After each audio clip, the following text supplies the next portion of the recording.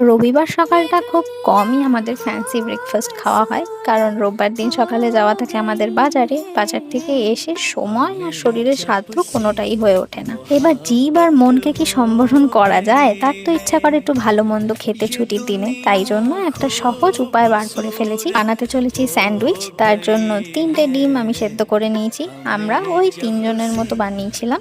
ও, আমি না ডিম আর আলু একসাথে কখনো সেদ্ধ করতে বসাই না। আমার মনে হয় ডিমের গায়ের নোংরাগুলো হয়তো আলুতে ট্রান্সফার হয়ে যায়।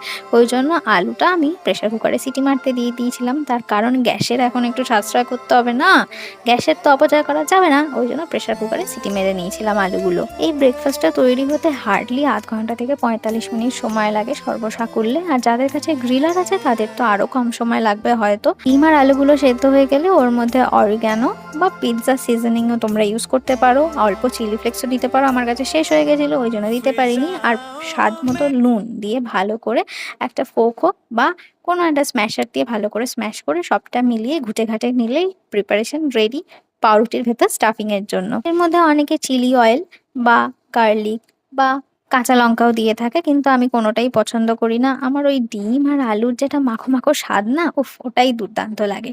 তবে এটাকে আরো ইন্টারেস্টিং বানানোর জন্য এর ওপর তোমরা মেও স্প্রেড করতে পারো, কিন্তু আমি এর ওপর দিয়েছিলাম চিজ। চিজের কোনো জুড়ি মেলা ভার, আমি তো মাঝে মধ্যে এই চিজ কাঁচাও একটু মুখে দিয়ে দিই। যাই হোক, আমার কাছে যেহেতু গ্রিলারের অপশন নেই, সেই জন্য পাউরুটিগুলো প্রথমে আমি টোস্ট করে নিয়েছি, দেন সেটাকে স্টাফ করে চিজটা মেল্ট হতে দিয়ে দিয়েছি। স্যান্ডউইচ তো নিজের জায়গায় খুবই ভালো টেস্টফুল, কিন্তু লুচি তরকারি আর জিলিপির জুড়ি মেলা কিন্তু ভার।